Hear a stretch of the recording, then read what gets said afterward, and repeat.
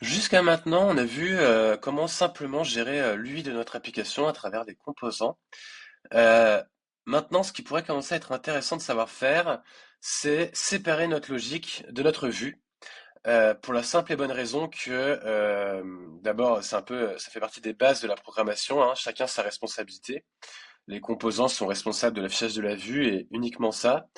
Et pour tout ce qui est gestion de logique, etc., on a ce qu'on appelle des services. En Angular, pour créer des services, on va créer ce qu'on appelle un injectable. Par exemple, je vais créer un to-do in memory service. Et donc, comme je disais, il suffit de lui mettre la notation @injectable. On va créer une classe, voilà, to-do in memory service. Et derrière, donc on va créer un petit type to-do rapide, type to-do, hop, parce qu'on aime bien typer nos données. Hop, c'est très bien, c'est le minimum. On pourrait très bien alors avoir envie de commencer par créer un to-do, d'accord? Donc tout en sachant qu'un to-do, c'est un objet qui n'a pas encore d'ID a priori puisqu'il n'a pas été créé. Et puis là, on pourrait imaginer que ça renvoie à un observable de to-do. Donc là, je vais faire ça, hop, je prépare un petit peu. Derrière, on pourrait très bien imaginer avoir un get all qui permettrait d'afficher la liste de tous les to-do qu'on souhaiterait avoir à disposition. Voilà, ça renverrait un tableau de to-do, et puis là, en valeur par défaut, on va faire ça. Et puis, que sais-je, peut-être la suppression dans un premier temps, et on verra le reste plus tard. Voilà. Oui, j'aime bien écrire les types comme ça, parce que là, c'est un number. Si plus tard je veux le changer en string, ça m'évite de repasser ici.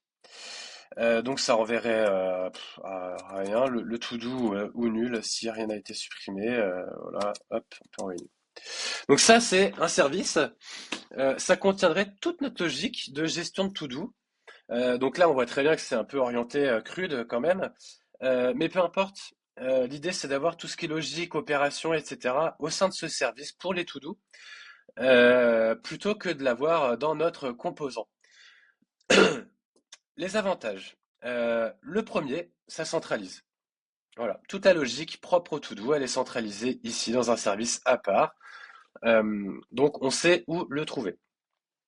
Deuxième avantage, euh, ce ne sera pas dans le app component. Notre composant sera donc bien responsable que de la gestion de la vue et pas du reste. Ça ne le regarde pas, ce n'est pas son taf. Donc on a bien respecté le principe de séparation de responsabilité. Enfin, le troisième avantage, c'est qu'aujourd'hui, je n'ai que le app component, mais peut-être que demain, j'aurai une vingtaine d'autres composants, et que parmi eux, il y en aura plusieurs, en fait, qui auront besoin de différents éléments de ce service. Peut-être qu'il y en a un qui va aller récupérer toute la liste, peut-être qu'il y en a un autre qui sera responsable de la création, etc., etc., etc. Donc là, on est sur un autre concept de Smart Dumb Component, peu importe.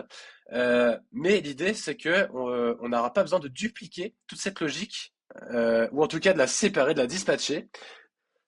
On aura juste à récupérer ce service et à utiliser ce qui est à disposition. Alors, comment on fait maintenant pour appeler un service? Version old school.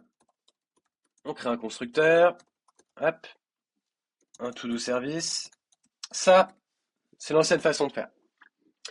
Là où c'était un peu verbeux, un peu pénible, c'est que si on crée un composant qui héritait de app component, pour diverses raisons, si on crée un constructeur derrière, il fallait toujours appeler le super, c'est le principe de TypeScript, et à chaque fois il fallait lui remettre l'argument.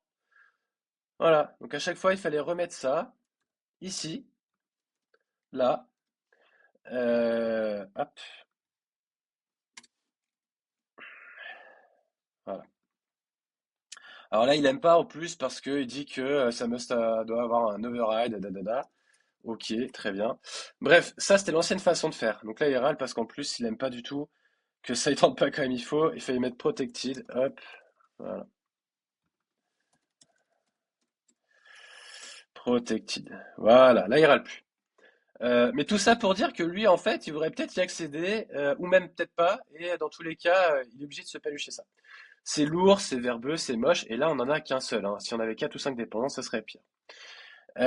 Donc, pour nous simplifier la vie, depuis pas si longtemps, On peut faire autrement. On peut créer une variable, hop, to-do service. Alors, je dis une variable, hein, c'est une propriété, pas la peine de jouer sur les mots. Et on va utiliser la fonction inject de Angular Core qui nous permet d'aller directement récupérer l'instance du service. Voilà, c'est comme ça qu'on appelle maintenant un service dans un composant ou ailleurs, peu importe, grâce au inject. Donc le inject a différents paramètres, hein. C'est sur le host, le self, optional, skip self. Optional, c'est bien dans le cas où vous avez une dépendance qui n'est pas obligatoire. Alors c'est pas tant sur l'utilisation de services, hein, ça peut être sur d'autres choses surtout. Mais voilà, sachez qu'il y a des paramètres qui existent sur cette méthode et que ça peut vous aider dans certains cas. On en reparlera plus tard. Comme ça, on appelle un service. Là, l'avantage, c'est que partout où j'aurai besoin de mon to-do in memory service, en fait, je n'aurai que cette ligne à dupliquer partout où j'en aurai besoin. C'est quand même bien plus classe que de dupliquer ou dispatcher tout le contenu de ce service. Ce service, pour l'instant, je l'ai défini comme @injectable et uniquement ça. Si je veux pouvoir m'en servir aujourd'hui, il y a différentes possibilités. En gros, j'ai créé un service, je l'ai appelé, mais j'ai pas dit à Angular qu'il existe. Petite nuance. On a différentes possibilités. En fait, @injectable prend un paramètre, provide route, any ou plateforme. Les cas les plus récurrents, en fait, c'est soit provide route, qui permet en fait de créer un singleton de votre service, une seule instance pour toute l'application, ou ne rien mettre. Et là, dans ce cas-là, vous aurez autant d'instances de service que vous en aurez besoin. La subtilité, c'est que si vous mettez ça, vous n'avez plus rien besoin de faire, c'est fonctionnel, c'est opérationnel. Angular a vu que c'était provide route, il sait qu'il existe. Si vous ne mettez rien, il faut dire à Angular que ce service existe. Première possibilité, vous n'en avez besoin qu'ici. Vous le mettez comme ça. En fait, vous le rajoutez dans votre composant dans sa liste de providers. Voilà, vous lui dites ce service existe, tu peux aller le chercher. L'autre possibilité, c'est de l'avoir au niveau du routing de votre application. Alors je sais, on n'a pas encore vu le routing, mais sachez que c'est possible de faire pareil, de le fournir au niveau d'un nœud de vos routes pour uniquement toutes les sous-branches. On a vu le providing route, ça revient exactement, donc là on est dans le app config de l'application, hein, ça revient exactement à la même chose que le mettre ici. Si votre service, vous le déclarez dans votre app config ou que vous le mettez en providing route, c'est pareil. Subtilité quand même, si vous le mettez en providing route et que pour une raison obscure, qui vous regarde que vous, ce service n'est pas utilisé. Là, avec cette annotation-là, le code ne sera pas loadé. Ici, peu importe que votre service soit utilisé ou pas, votre code sera loadé. C'est la subtilité entre le mettre en provider global et provided in route. Donc, on se rappelle, deux cas majeurs. Soit je souhaite n'avoir qu'une seule instance de mon service. J'ai pas besoin de séparation de données, de séparation de ce que vous voulez. Je fais un singleton. Ça permet de créer une seule instance de mon service. J'ai besoin d'avoir une gestion de données différente selon les endroits où je suis dans mon application. Dans ce cas-là, on ne met rien et l'instance à disposition en fait sera celle qui sera mise au plus proche de votre composant. Donc si je suis ici, ce sera cette instance-là. Dans un autre composant, si vous lui mettez un autre provider comme cela, ce sera une autre instance.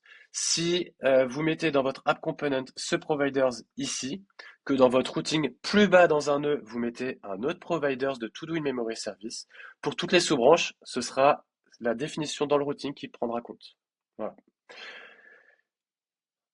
On a vu donc comment créer un service @injectable, les différents cas qu'on peut avoir, singleton, pas singleton, pourquoi, comment, l'avantage de mettre en route ou pas route si on fait un providers global.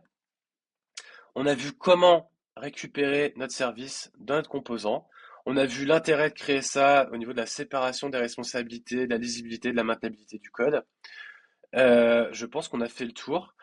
Il faut quand même bien se dire que l'avantage de séparer tout ça, c'est que vous voyez dans ce composant to-do service, J'injecte ce service. La seule chose qui va m'importer ici, c'est la signature en fait des méthodes.